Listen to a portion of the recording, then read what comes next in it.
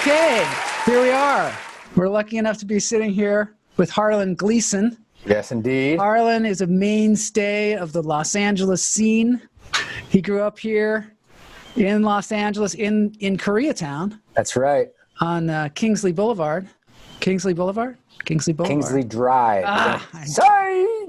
Kingsley Drive. He grew up on Kingsley Drive, which is right there in the middle of Koreatown. He has, he's a performer around town, mostly comedy these days. He and I have a show called Lunch Therapy that we do at his restaurant called Trencher in Echo Park. Of course, it's not happening now, but it'll be back up and running someday when we get out of this thing. That's right. It's great to have you here. Thank you very much, Joel. Very, very nice to be here. Always nice to spend time with Joel Marshall. Yeah, it's always a fun time. Long-standing tradition, I'd say, Gleeson Marshall. That's right. It is. The banter is just, I don't know, I guess you would call it stickamithia, the banter that we have. You know, it's a word. It's a word. It's an actual word. I think we're gonna have to look it up in the dictionary. I don't exactly know what it means, but I think it's a kind of a comical banter that occurs between two gentlemen, and sometimes a woman and a man. What's gentlewoman?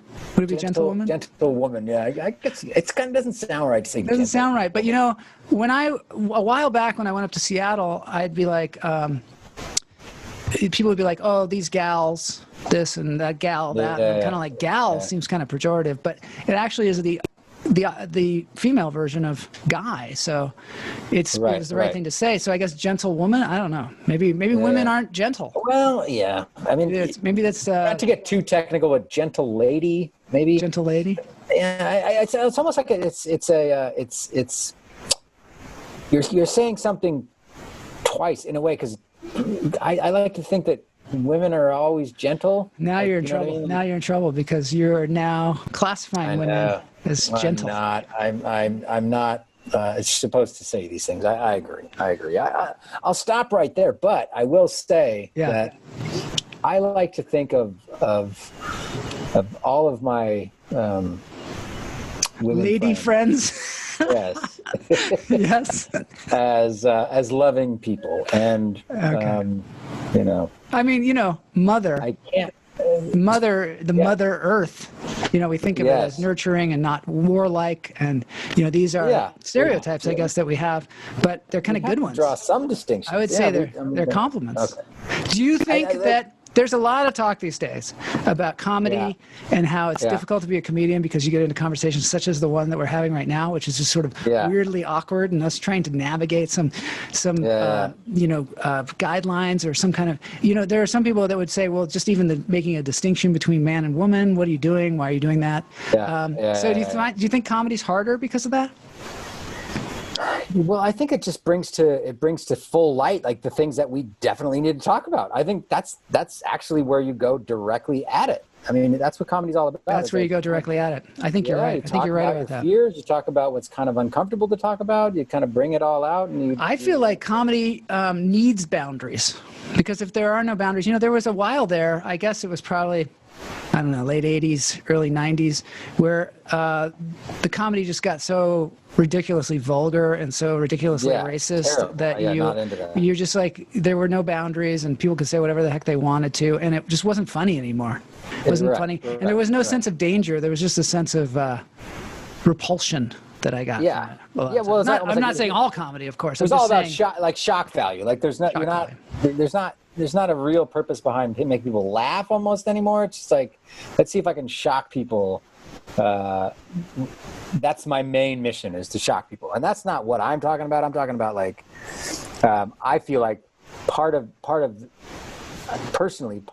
point of comedy is to neutralize people's fears and the uncomfortable things that we all kind of have to deal with within society. It's about kind of bringing them out into daylight and making light of them so that we can all feel comfortable talking about them. Yeah, I almost think like comedy is saying the unspoken things that everybody knows, and it doesn't. I think it's the question is it mean-spirited or is it not? And Yes. so if it's not mean-spirited, Then it's yeah, okay. you know, one time I saw a comedian, I don't know who this was, maybe somebody can tell me, but the comedian said, comedy is about mutual understanding, and it's about mutually understanding something that we didn't realize we mutually understood. Like Yeah. when you go in the bathtub and the bathtub is too hot and you're sitting in it and it's way too hot, and so you turn on the cold water and you go like this with the Right. water to make Mix the it. water, you Yeah. know, mix it. Yeah. And he's like, well, that's a private moment that we have all had, but Yeah. we've never, you know, we don't generally have that. Right, right, right. And you don't, yeah, you don't feel compelled to talk about that moment, like Right. in And here's a person conversation. like up on stage talking about that Yeah. moment or some other Yeah, weird yeah, moment yeah. that they had privately, that everybody has privately. And so there's a kind of a relief that is sometimes laughter, I think. Yeah, yeah. You know, it's sort of a release. Sometimes laughter is a release of tension, right? Bringing it. You know, it's interesting, and this might be a complete non sequitur, and it might Yeah. not make any sense at all. Perfect. That's the kind of show this is. But I have to say that because it's interesting. I got this sound machine. It's a Zoom. It's called a Zoom. It's a special recorder. I guess you can use it, you know, for podcasts. And Is it XOOM? No, it is. It's ZOOM. There are too many Zooms these days. It's There are not too a many, Z- I it's think. not- that's not correct. That's not the right way. I have it right here. Oh my God, you just disappeared. Whoa! Wild. That's- Wow. That's cool. Do it again. Do it again. It's a Zoom. Yeah, it's an H. Can you see it? Nope, you disappeared. No. Oh, I that's can't- crazy. It's kind of cool what you're doing. Oh, there it is. Oh yeah, I know. No, I This is fully. it. Yeah. H4N. Okay, so the reason I'm bringing it up is because Yeah. when I record something, whether I'm outside or I'm in my house or I'm just recording because it's such a good quality sound to record. Yeah. That you should feel like you're actually listening to something that's happening when you're listening to it. It's so much nicer of an experience than recording on your phone or something like that and listening to that. Yeah. But what occurs to me that it feels like, this might be completely boring, by the way, but I don't care. Good. Excellent. It feels like you're in an enclosed space and you're listening to something that's happening inside of a small room almost, even though like the recording might be you walking around the block, right? It's like you're now part of this sort of like a volume of space of what you're hearing. So it's like it brings the listener into a small kind of enclosed space, no matter what you're listening to, whether it's like, I don't know, you could be talking to somebody on the street corner on Fairfax and Olympic, but it feels like you're in the room with them and you're listening to something that's very localized. Does that make sense? It's starting to make sense. It's one of those things that I am starting to understand what you're saying. Yeah. It's boring, but Oh, that was the word I was looking for. It's boring. No, but I understand. I understand what you're saying. So, you know, like Terry Gross on Fresh Air, she's she interviews people on NPR.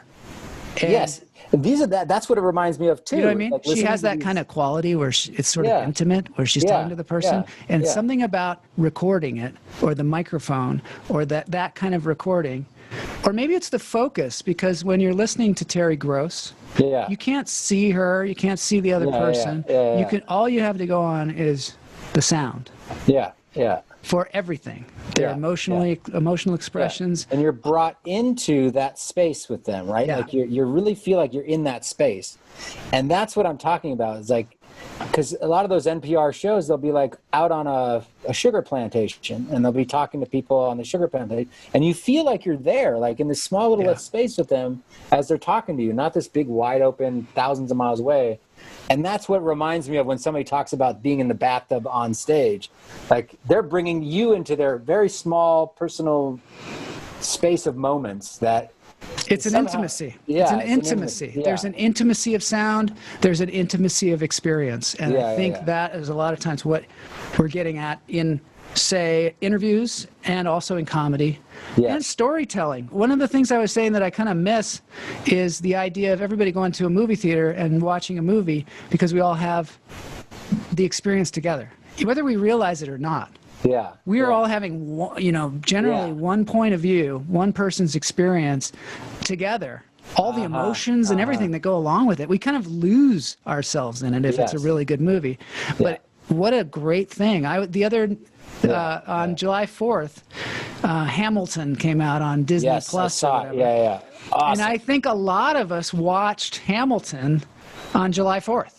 On Independence Day, and we were having this shared experience, but none of us really knew we were having it, I don't think. Right. But it's something about having that shared experience. I think a lot of times that, one of the things we talk about on our show is the idea of like people that have self-actualization, or they have like an epiphany where they realize that there is a oneness, that we're all connected. Yeah. And, people say that stuff all the time, but actually experiencing that connectedness, I don't know. I've never experienced it. I can't understand it on that deep level that, say, Eckhart Tolle or somebody, might have. Yeah. But I think these are little glimpses into that connectedness. Yeah. I think you're right. With the water in the bathtub or the sounds. Yeah. Exactly. That's the feeling that it strikes. It's true. That's probably just a very kind of microcosmic flash. Like, that's it. And the Tolle guy, he just is like strings that along for throughout. Well, I think there are certain people, enlightened people, I guess, that drop into that and they just stay there. They're just there, just like, damn. They're like, shit, everything's connected. Yeah. The way I do the thing in the bathtub, the sounds of being on a plantation, an interview with Terry Gross, it's all connected, and we're all just manifestations of the same stuff. Yeah. And we're all floating in it, like we're all just. So up to a person like that, when somebody dies, she's like, they didn't die. No. They didn't die. It's so clear to them that the person didn't die. That was just a manifestation. The person was a manifestation of the oneness of everything. Just came in for a little visit. And it manifested in this way. Right. For another little 80 years or whatever, and then now manifesting in another way. In another dimension, another sort of sphere within the same sphere kind of thing. Yeah. This thing about ghosts that I've been noticing with when we did our week on ghosts was that sometimes when people see ghosts, they're like in the middle of something. Like a lot of times in a play, I heard two experiences like this where in the middle of a play, all of a sudden there's a guy standing on the stage like in an old suit or something going, what's going on here?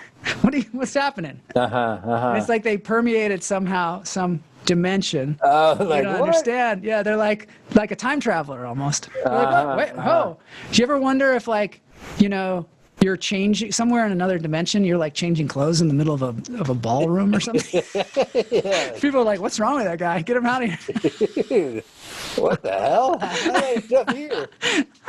So I think actually there are dimensions that we don't even understand at all. Like there's manifestations of matter that we understand.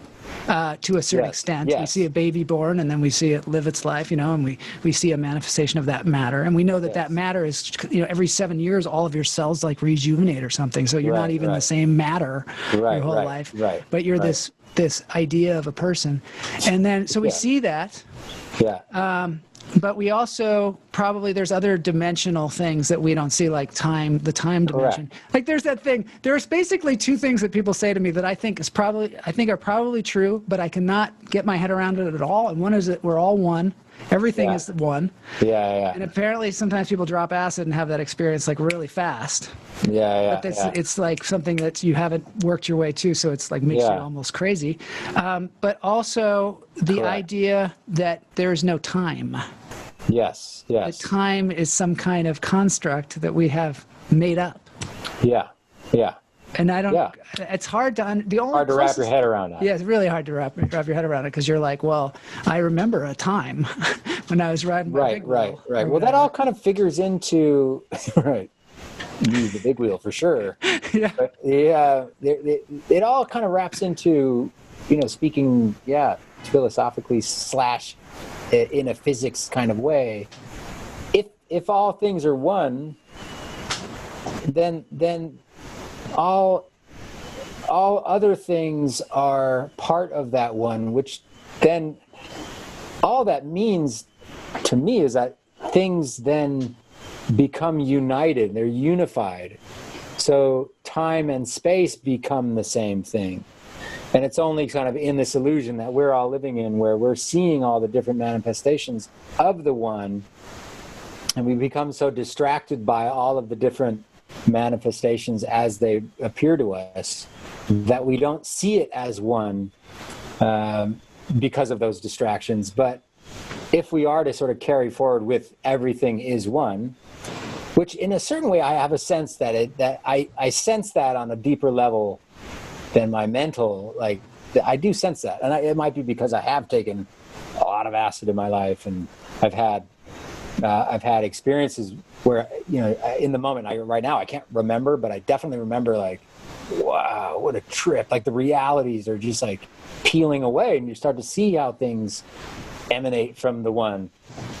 But long story long, it ultimately, as you approach the oneness, how could time exist? Time can exist in the state of oneness. It's all just the same exact space that everything kind of derives from and goes back to.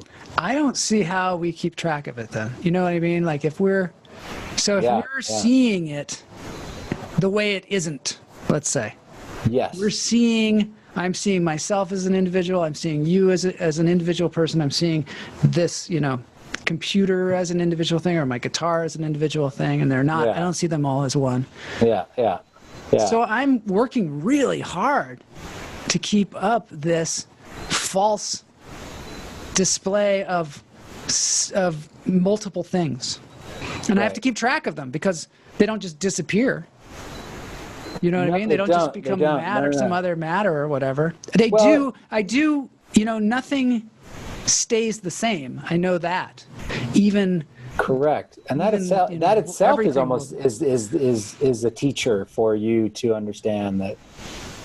Because for me, the older I get, the more things become less permanent. It's like, where you're young, you kind of think like, oh, this is the way it's going to be forever. Like, yeah, whatever isn't you're that doing, crazy? Whatever job you're doing, or whatever experience you're having with your first girlfriend, or it's like, this is the way it's going to be. Everything has this monumental importance. Yeah. And then it's like slowly as you get older, things become less and less and less monumental. Things are just sort of like very ephemeral. You drive by something, you're like, oh, that's not there anymore. Yeah, it's like, and you're like, wow, you keep going. That used to be such a huge deal. Oh my God, that was like the biggest thing in the world. Changed. Yeah. Right. Now it doesn't exist at all. And then you're kind of like, remember when we used to sit in that restaurant and it was like a whole thing, and now it doesn't exist? Yeah. And like, what was the meaning behind that? Remember Marty's? Of course. It doesn't exist anymore. It doesn't? No. So Harlan and I used to, for those still listening, Harlan and I used to go to a place called Marty's, which is a place where you go. It was open every day, including Christmas. Every holiday, and you could go at night between 6 and like midnight, and you could pay $5, and you could wait for a while, and then go up on stage and do comedy for Marty, who was a great guy. And maybe like 2 other people. And there were some people in the back, and that was about it. And a torturous experience. It was a torturous experience, but we would do it frequently because that was the way we started doing comedy. At first, you even go there and you'd be kind of nervous. Yeah, of course. Yeah. We would not go because we're like, oh, I don't know. I don't know if I have any material today. Yeah. And then it just slowly became like, okay, we can just go to Marty anytime and just like get on stage and say anything because not really anybody's listening. And it was over behind the Ralphs, or by the Rock and Roll Ralph, somewhere near there on Sunset. Yeah. And I've gone over there just to see if it was still around. I don't think it's there anymore. But it was, and some famous comedians would come in there sometimes too. Yeah. And, do a set. I think Chris Rock stopped by there one night. Yeah, so there was it was a weird spot. Definitely a weird spot, and like. But depressing though. I found it depressing after a while. There was a point where you and I were both like, I don't know if I can go there anymore. No, I think we graduated. Is that what happened? Yeah, it's like all right, we don't need to go to Marty's anymore. It's like the alternative now, obviously for us, is like the Fourth Wall, or just like Wall's great. Finding other open mics that, it's like you just get more love from the experience. Well, definitely when they came up with the fourth wall, that was Brilliant. genius. Yeah. Joe Menente, when he came up with that, that moved the comedy. I feel like that moved the comedy world forward in leaps and bounds, because now you could pay $5 again and go, do some comedy for people that were actually listening, and you all had to be there for an hour. You all had to be there for an hour. I'm sure it's going to start back up again if it. If things once ever things become go normal on. But again. that is much more concentrated goodness than. God, but how hungry are we for the stage? I mean, I got to tell you, dude. Those gotta get back out there. Those laugh therapy sessions we had going at the restaurant. I'm hungering to get back up there. It was like we had such a good thing going, and just so fun to be on stage and hold the mic and. I know. Now you're gonna have to bring your own mic. Yeah. Everybody's gonna have to have their own mic. And like they got like rubber gloves on their jacket. Yeah, I know. I always thought that people should do that anyway. You have your own mic, like you have your own guitar. Yeah, there, true. you plug it in. That's right. Guy hands you the plug, you plug it in. Oh shit! Yeah. Oh, I like speaking of that, my mic just fell down. Hey-o! Weirdly, like I think it was like possessed or something. Right. Well, we have to put a cap on that one and just say that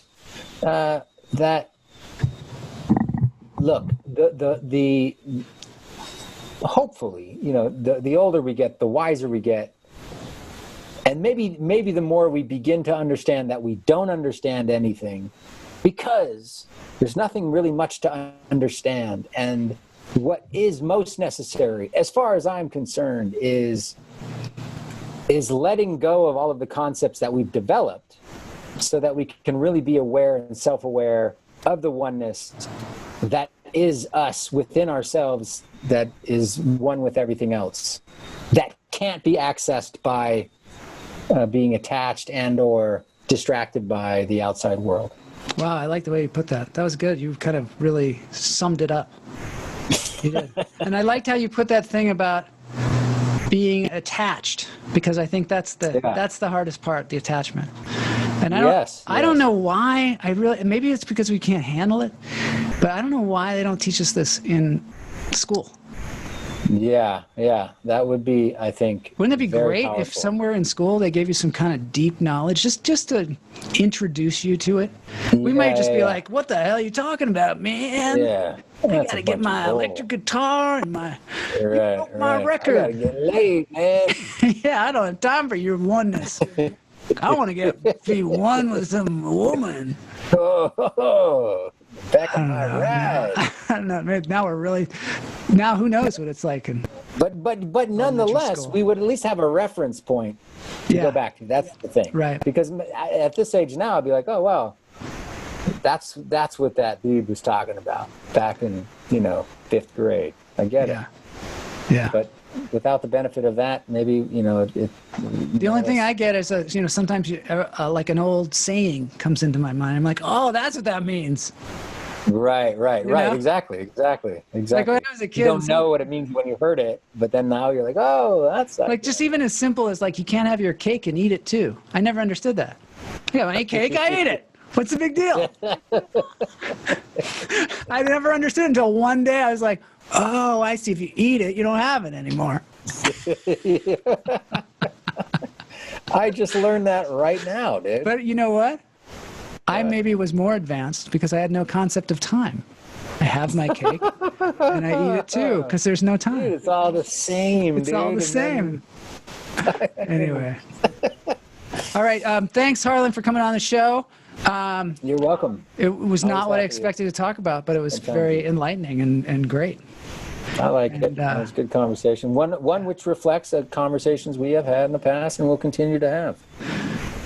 On this journey called life. Behind me is a mural. Wonderful mural. That was painted for Harlan's dad. It says Red. His name is Redmond Gleeson. Is that your mom on there too? That's my mom, yeah. That's your mom. Yeah. That's beautiful people. A picture. Thank you very much. Yeah, it's wonderful that you put that as a background. So great. Me and the graffiti art crew that I grew up hanging around did that. We'll have to get on and talk about that sometime. Maybe we can get the crew together, talk. Yeah, that would be Wouldn't that be that would fun? be easy to do. Yeah, Absolutely, we could do let's that. do that. You guys could talk about old times. And Yeah, yeah, I'll just laugh and talk about my old time in Edmonds, Washington, while you guys were there you doing go. cool stuff, and I was hanging out at the spaceport. Yeah, you were inventing the plank, bro. Come on. You're right. I was inventing the There's plane. a lot more legendary reputation there than I That's can right. claim. All right. Thanks a lot, Harlan, You're welcome. and I'll talk to you soon. Good to be here. Take care of yourself.